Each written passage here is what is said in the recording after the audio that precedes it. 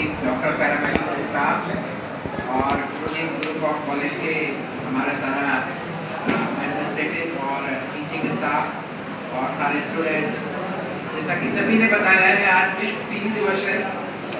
आज के दिन ही टीबी बेसिलाई की खोज डॉक्टर रॉबर्ट कोख द्वारा की गई थी और 1882 में की गई थी। 1982 से आज के दिन हर 24 मार्च को ये विश्व टीबी दिवस के रूप में मनाया जाता है। इस टीबी दिवस का मनाने का सिर्फ एक ही उद्देश्य है कि लोगों को इस बीमारी की जागरूकता के बारे में बताना।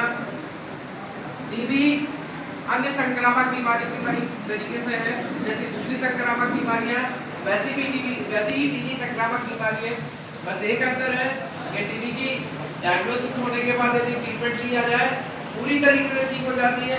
दूसरी संक्रामक बीमारियां टाइफाइड है, मीजल्स है, दूसरी जो बीमारियां हैं उसमें ट्रीटमेंट हमें कितना दिन लेना पड़ता है, 8 दिन, 10 दिन, 12 दिन, ज़्यादा से ज़्यादा। बस टीबी में एक ही परेशानी है कि जो ट्रीटमेंट होता है वो लंबा होता है, लेकिन पूरी तरीके से बीमारी ठीक हो सकती है यदि समय पे उसका डायग्नोसिस हो जाए, जांच हो जाए, पता चल जाए बीमारी के बारे में और पेशेंट पूरी तरीके से ट्रीटमेंट जितना डॉक्टर एडवाइस करता है ले। अब टीबी की समस्या हमारे देश में, भारत में कितनी है? बहुत बड़ी समस्या है हमारे देश में। माननीय प्रधानमंत्री जी द्वारा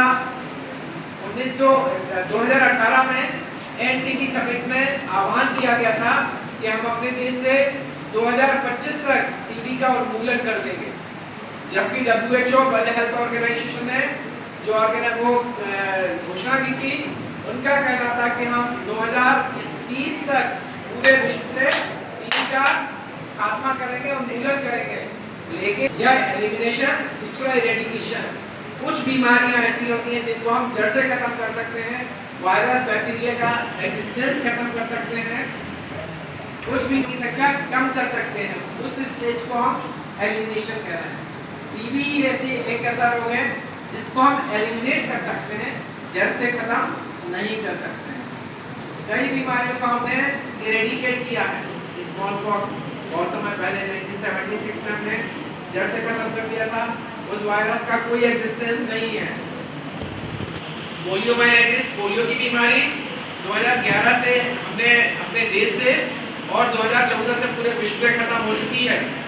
उस वायरस का कोई एग्जिस्टेंस नहीं है। सिर्फ विवाद के रूप में पाकिस्तान और अफगानिस्तान का जो बॉर्डर लाइन एरिया है, जहाँ पर आतंकवाद बहुत है, वहाँ पर लोग, और हमारे हेल्थ वर्कर्स को इसलिए करना है कि वो किसी भी देश के हों, हेल्थ वर्कर्स हैं वो सारे हेल्थ डिपार्टमेंट के ही हैं, तो वहाँ पर आतंकवाद के कारण लोगों में, बच्चों में रूटीन इम्यूनाइजेशन, जो नियमित टीकाकरण से रोगों की रोकथाम करते हैं, और पल्स पोलियो के राउंड जो हम लोगों ने चला के उस बीमारी को खत्म किया है, वो पल्स पोलियो के राउंड उस एरिया में नहीं आते हैं जो अफगानिस्तान और पाकिस्तान के बॉर्डर एरिया में है, जहाँ पर जो आतंकवादी गतिविधियाँ ज़्यादा हैं।